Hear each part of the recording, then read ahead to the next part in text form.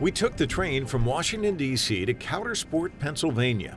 This rural town saw a boom in shale gas production in 2008, and it hasn't stopped since.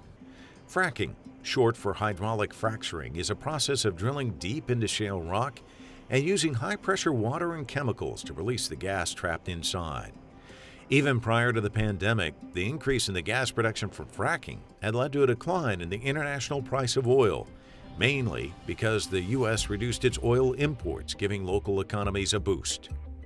Melissa witnessed this boom in her hometown. Ended up moving back home to Potter County from Virginia and heard about fracking. I had no idea what it was, and at the time, my hometown newspaper had a newspaper reporter job that was open. So I applied, they gave it to me, and all of a sudden, fracking was my beat. Melissa Troutman began investigating shale gas extraction in 2010 as a newspaper reporter, before co-founding the investigative news nonprofit Public Herald, where she served as executive director. For 8 years, DEP has knowingly suppressed, withheld, and covered up hundreds of water contamination cases in Pennsylvania. Melissa has produced 3 award-winning documentary films on fracking: Triple Divide Redacted, and Invisible Hand. She collaborated with American actor Mark Ruffalo on all 3 films.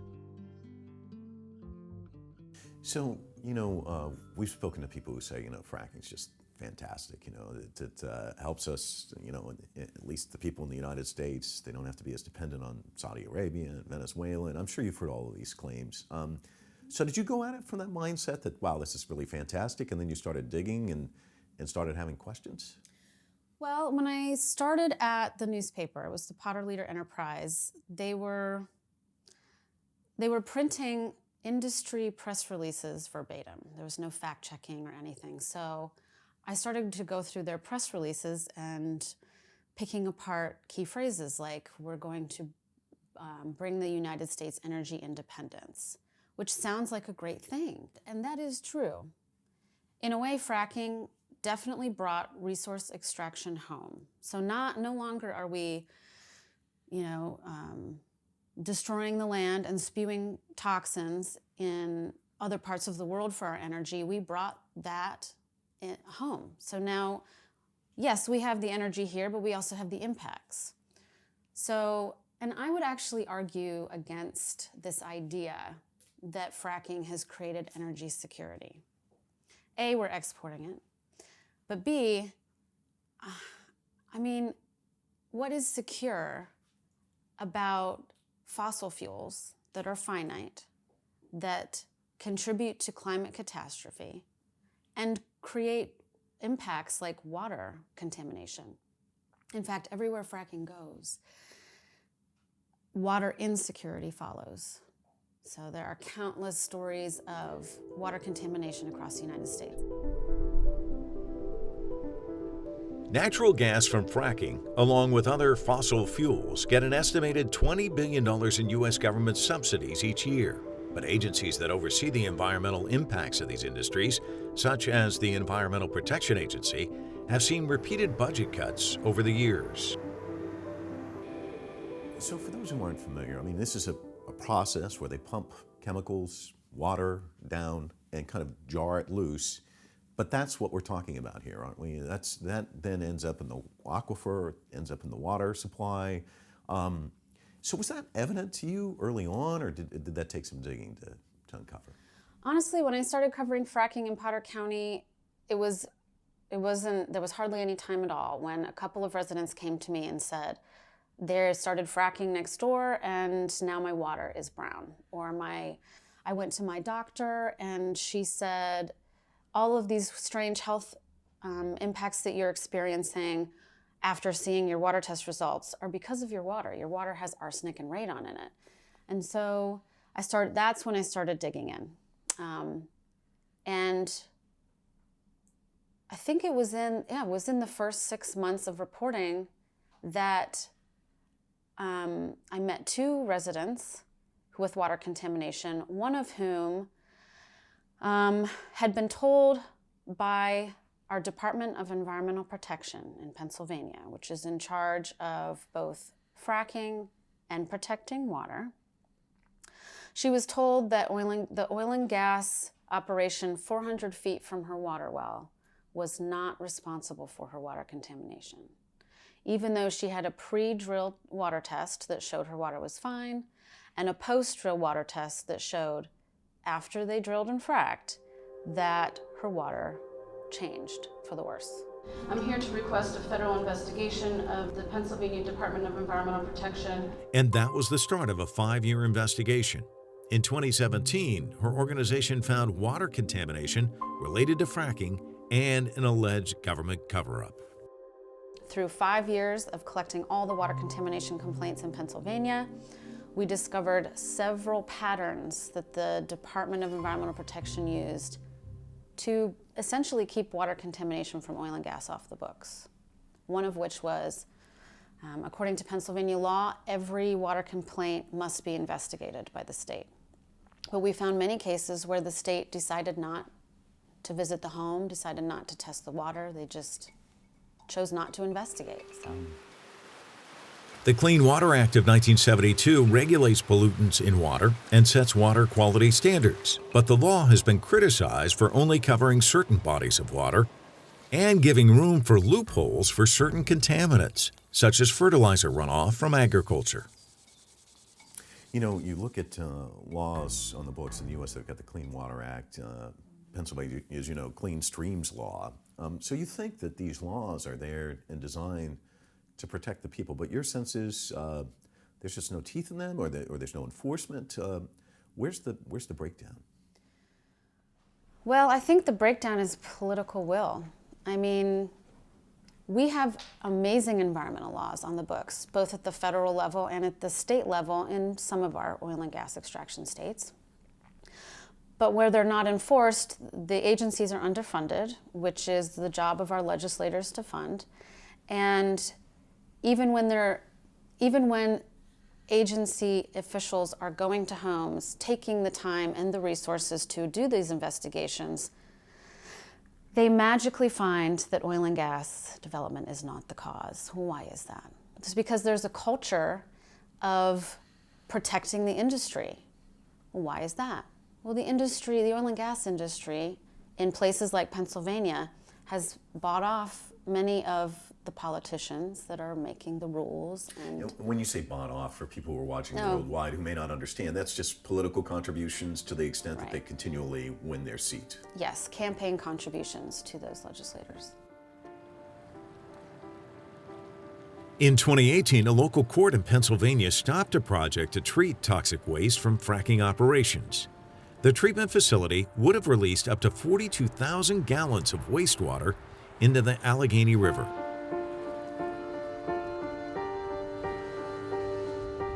Welcome to Potter County, Pennsylvania. We are one of the most rural counties in the state. Over half of our land mass is public land, so state forests and state parks. And we're very close to New York. So if this was Pennsylvania, here's Erie, here's Pittsburgh, here's Philadelphia. We are way up here. So water that falls here flows into 3 different river basins that run to 3 different parts of the continent. So everything is downstream from here. The impacts here flow downstream, and the water that comes from this area flows through countless towns and serves millions and millions of people drinking water. Today is, January 14th, 2020. So we've been fracking in Pennsylvania for over 15 years now. And again, we have more stream miles than any other state but Alaska. So in one way, I think water is sort of taken for granted in Pennsylvania. I mean, you step over one stream and 3 steps later, you have to jump over another one. And in 2020, we're far more aware of the impacts. There's much more documented evidence of the impacts to water and land from fracking today than there was 15 years ago. In fact, 15 years ago, the industry assured us all that their operations were completely safe and clean and were not a threat to water at all. So there are 3 wells at this site. This is the Card Creek site, the Reed Run site on Card Creek Road. And as I mentioned before, these wells were drilled a while ago, 2008, 9, 10, 11-ish. And they do have a host of violations for not creating the site in a structurally sound manner, for failing to prevent erosion and sedimentation, and for polluting waters of the Commonwealth due to runoff and improper handling of the waste. So I'm just going to hold up these methane detectors. The reason we carry these with us is because these sites produce natural gas, which is methane, and sometimes they leak methane. And so we like to carry these around because we just want to see if it picks anything up. Right now it's not picking up anything. Proponents of natural gas call it clean because when burned, it emits 50% less carbon dioxide than burning coal and 30% less than burning oil. But the gas released from fracking is mostly methane, a greenhouse gas that traps 25 times more heat in the atmosphere than carbon dioxide. From the moment a well is drilled and is transported along pipelines through processing facilities like these, all the way through the transmission process to the power plants where they're burned, or the places where they're exported, there is a potential for leakage. And Earthworks has optical gas imaging cameras that make the invisible gases that sometimes leak and come off of these sites visible. We don't have the OGI camera with us today, but we do take it all over the country. We take it to other countries in the world, other places all over the world, in order to show the leakage that comes off of these sites on a regular basis. And the leakage of methane is a major problem. I mean, methane it's a greenhouse gas. Over the next 20 years, it is 86 times more potent than carbon in terms of climate change or climate influence. So it's something that we find regularly that the industry just cannot control its leaks. But the gas industry says the process is safe. Underground water sources that provide drinking water are about 200 feet below the surface, while the gas-producing shale rock tends to be about 6,000 feet below the surface. Companies say the wells they drill to pump the water and chemicals into, as well as the pipelines that carry the gas, are sealed properly to avoid leaks. The industry's really good. They're always ahead of the game. They know where they're going to go before they get there. So they go in, they put advertising packages in the newspapers. They go in and they make friends with the local politicians. Many of the local politicians have oil and gas leases. Our local hospital is leased with this company that a few years later contaminated the water supply that the hospital uses. But I think it's a combination of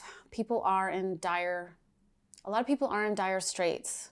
You know, we have a struggling middle class, not to mention the lower class, and people are looking for something to save them, something to... They see this as a lifeline. They see it as a lifeline, exactly. So talk to us about the people who see it as a lifeline. So you live in this community, you're struggling. What happens? Somebody approaches you and says, hey, we got this great proposition for you. Kind of walk us through it. Well, in my area specifically, we have a lot of family farms that are closing their doors. Many of them dairy farmers who have struggled because the prices to run these farms has gone up and up and up over the past couple of decades.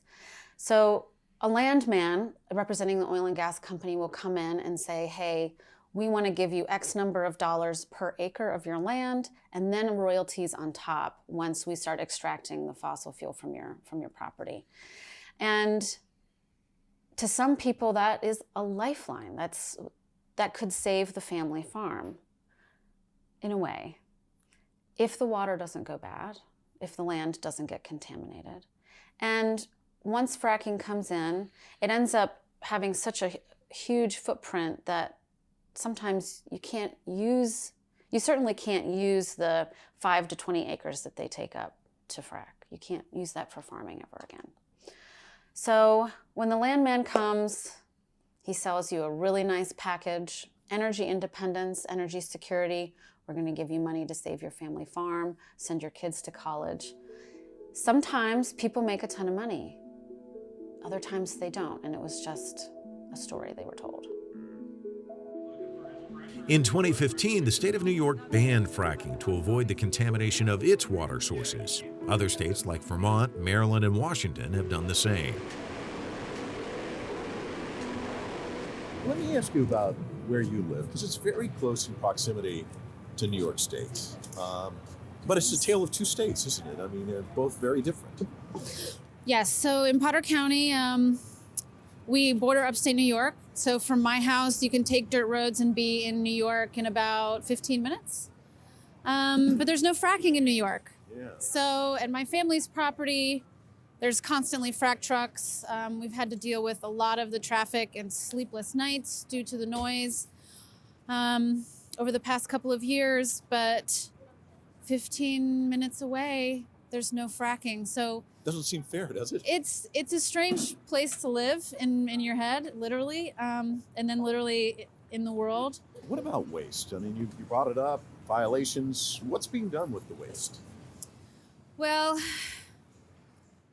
one of the biggest problems with fracking is that the industry's waste is exempt from hazardous waste law at the federal level, and then the states mirror that. So even though oil and gas waste is it contains radioactive materials, it contains hazardous materials, it does not have to play by hazardous waste rules.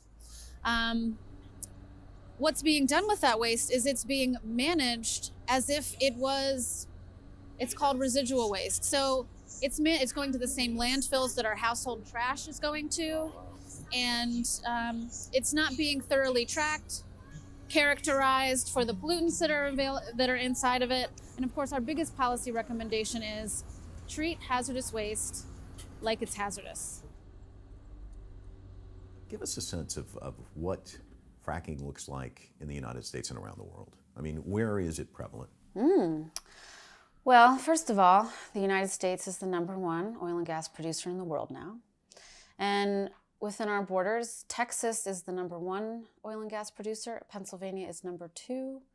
And other places where there's a lot of extraction are Colorado, New Mexico, North Dakota, West Virginia, Ohio, Wyoming, California, I think is ranked #7 right now. So it's pretty dispersed. And when you look around the world, there's been kind of a wall in some countries when it comes to fracking. I mean, there's actual out-and-out bans. I mean, I can think of a handful, like maybe 5 or 6. Ireland comes to mind, Bulgaria, there's others. Yes. Why is that? Oh, why is fracking banned in some places? Well, because it poisons the air, it poisons the land, and it contaminates clean water. Fracking also uses millions and millions of gallons of water to frack a single well. So a single fracked well will use between 2 and 20 million gallons of water. And along with the oil and natural gas that comes up, toxic wastewater comes up. People think that the oil and gas industry's #1 product is oil or natural gas, but the #1 thing produced is actually toxic wastewater nationwide. So we live in a time of climate question mark, right? We see the signs of climate change, and I think that places like Ireland and Scotland and the UK and the state of New York that have banned fracking are looking ahead to the future. Reserves for natural gas are enormous. By some estimates, there's enough gas in the U.S. to last 200 years, although skeptics point out that not all of those reserves can be extracted. Proponents of fracking argue that renewable energy is not yet ready to meet the demands of the planet's growing population. Therefore, using shale gas is the only viable alternative to the continued consumption of other fossil fuels. You founded or co-founded the nonprofit Public Herald, which you talked about. I imagine anybody who starts a nonprofit like that, the ultimate goal is to close it down, that you've achieved your objectives. Do you see a day when that could happen? Realistically. You know, I think about this a lot, and I think it could. I think there are so many wild cards right now, from the climate to the upcoming election in the United States. There are several things that could tip things over to stop fracking, to propel the climate resilience movement. We're in a real wild card moment is the only way I can describe that I feel about it. It could go all wrong for us. It really could. But it could also not. So does that leave you hopeful? I am pretty hopeful. And, you know, like I mentioned, this work is really hard. It's really hard to see such suffering all of the time. And so I counter that in my own life with, I do a lot of personal research, and I'm not doing any reporting on this yet, but I aspire to. There are many, many amazing people in the world who are really smart and doing and building amazing infrastructure and inventing ways to, you know, be sustainable and climate resilient, and also ways to just love each other and to promote that and to be happy. And when I think about if we have a chance to transition our economy and our society, a lot of people talk about, oh, it's so overwhelming. It's going to be so hard. They have this false narrative in their head that transitioning to a renewable energy economy will mean giving up the things that they love. It'll just be hard. And people don't really like change if they think it's going to be hard. Well, we always like to leave this on a hopeful note, especially when it's kind of a depressing subject matter. And I can't thank you enough for visiting with us. Really appreciate it. Well, thanks for having me. It's been great.